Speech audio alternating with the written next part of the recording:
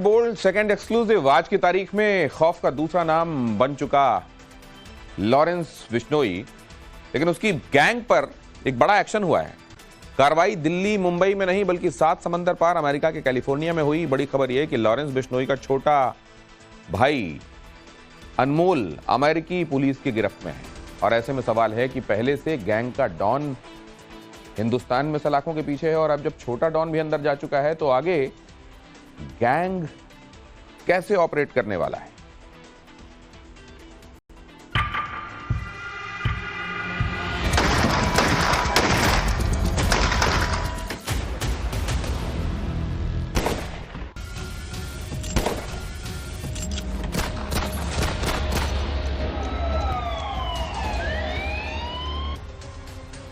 उसके साथ साथ उसका छोटा भाई।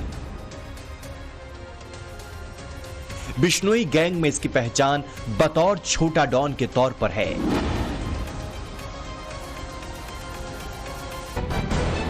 लेकिन आज की तारीख में कानून के शिकंजे में है और वो भी 7 समंदर पार।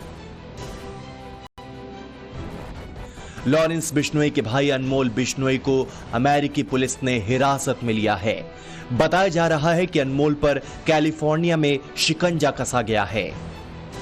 भारत के लिए खबर कितनी बड़ी है वो आप इसी से पंजाब में फजिल्का के दुतरावाली गांव के रहने वाले लॉरेंस बिश्नोई और अनमोल बिश्नोई 2009 तक साथ ही पले बढ़े। हालांकि अनमोल लॉरेंस से 6 साल छोटा है, इसीलिए अनमोल जब मिडिल स्कूल में पढ़ाई कर रहा था उस वक्त लॉरेंस चंडीगढ़ पढ़ने चला गया और छात्र राजनीति करते हुए अपराध के दलदल में उतर गया।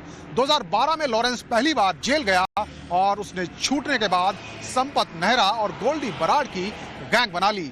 इसी दौरान राजस्थान के माउंट आबू में पढ़ाई कर रहे अनमोल ने भी स्कूल छोड़ दिया। अनमोल बिश्नोई को लोग भानु के नाम से भी जानते हैं।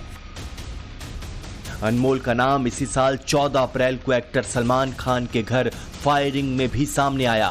फिर 12 अक्टूबर को बाबा सिद्दीकी के मर्डर में भी अनमोल बिश्नोई का नाम आया। बताया जा रहा है कि वारदात में शामिल शूटर्स लॉरेंस के भाई अनमोल के संपर्क में थे। इतना ही नहीं, 29 मई 2022 को पंजाबी सिंगर सिद्धू मूसेवाला की हत्या से भी अनमोल बिश्नोई का नाम जुड़ा। अनमोल बिश्नोई पर एनआईए की ओर से दर्ज 2 मामलों के अलावा 18 दूसरे आपराधिक मामले भी दर्ज है। हाल ही में एनआईए ने अनमोल की गिरफ्तारी में मदद करने वाली जानकारी देने वाले व्यक्ति को 10 लाख रुपए का इनाम देने की घोषणा की थी।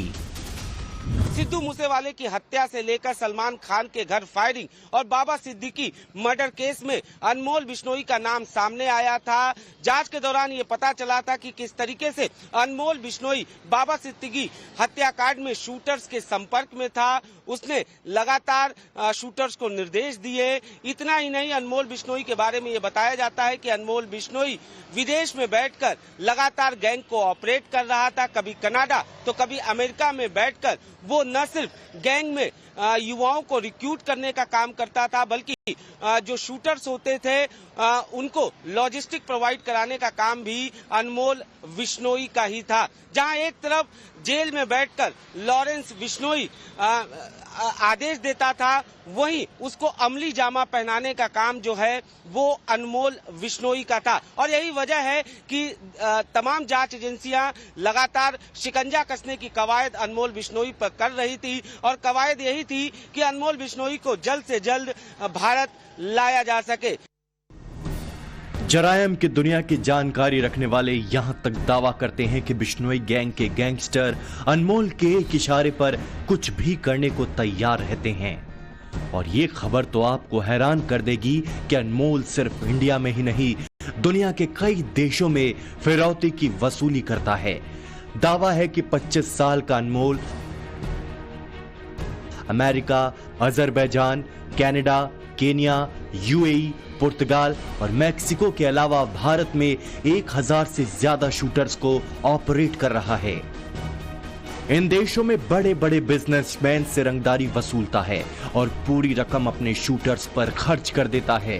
पिछले दिनों अनमोल के खिलाफ इंटरपोल के जरिए रेड कॉर्नर नोटिस भी जारी हुआ था। अनमोल बिश्नोई के कैलिफोर्निया में होने की जानकारी भारतीय जांच एजेंसियों से शेयर की गई थी। इसी के बाद अब भारत अनमोल बिश्नोई के प्रत्यर्पण को लेकर बातचीत कर रहा है। अनमोल बिश्नोई की अब ये जो मसला है, इन सब चीज़ों पे अभी इन्वेस्टिगेशन चल रहा है, छानबीन चल रही है, और इन सब बातों, ये सब जो बातें हैं ये लीगल डोमेन में आती है, और चूंकि लीगल डोमेन में आती हैं, जो स्टैब्लिश्ड प्रोसीजर्स है उसके तहत इस मसले पे कार्रवाई होगी। जाहिर है अब सभी को इस बात का इंतजार है कि अनमोल को भारत कब लाया जाएगा और ये प्रक्रिया कब शुरू होगी, ये भी बताएंगे आगे। पहले आप ये समझिए कि वो गैंग जिसका सरगना लॉरेंस इस वक्त गुजरात की साबरमती जेल में बंद है, छोटा भाई अमेरिकी पुलिस के हिरासत में है, तो सवाल है कि अब इस गैंग का दी एंड हो चुका है। तो इसका जवाब है नहीं, क्योंकि बिश्नोई गैंग दुनिया के कई देशों के लिए दहशत का दूसरा नाम बन चुका है।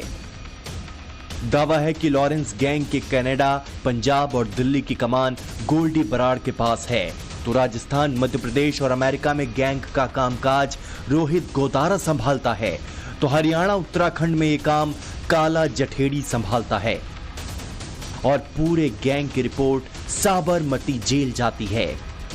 अब डिपेंड ये करता है कि क्या अनमोल बिश्नोई कोई अमेरिका के किसी अपराध में शामिल है, या फिर डायरेक्ट पुलिस ने दिल्ली के या भारत के जो अपराध हैं उनके अंदर उसको गिरफ्तार किया है। क्योंकि भारत और अमेरिका के बीच में एक्स्ट्राडिशन ट्रीटी यानी कि प्रत्यार्पण संधि है, इसलिए उसको यहाँ पर प्रत्यार्पण करने का प्रावधान है, तो उसको यहाँ पर लाया जा सकता है। लेकिन ये प्रक्रिया काफी लंबी है, इसमें सीबीआई और इंटरपोल और इस प्रकार से कई ऐसे कानून हैं जो कि एमएचए और एमईए के थ्रू उसको सभी कानूनों का पालन करना होता है। अब बात अनमोल बिश्नोई के भारत लाने की। किसी भी आरोपी को दूसरे देश से अपने देश में लाने के लिए दोनों देशों के बीच प्रत्यर्पण संधि यानी एक्स्ट्राडिशन ट्रीटी होना जरूरी है।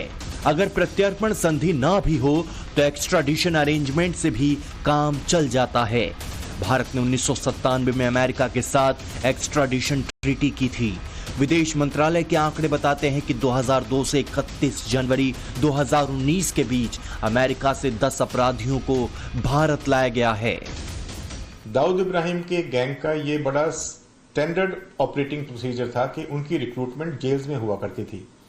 जो छोटे मोटे आरोपी आते थे 304 में, 107 का हमारा जो सीआरपीसी के केसेस रहते थे, जिनको बेल नहीं मिलती थी, जिनके पास में बेल करवाने के भी पैसे नहीं रहते थे, वकील खड़ा करने के पैसे नहीं रहते थे, उन लोगों को जेल में आइडेंटिफाई किया जाता था।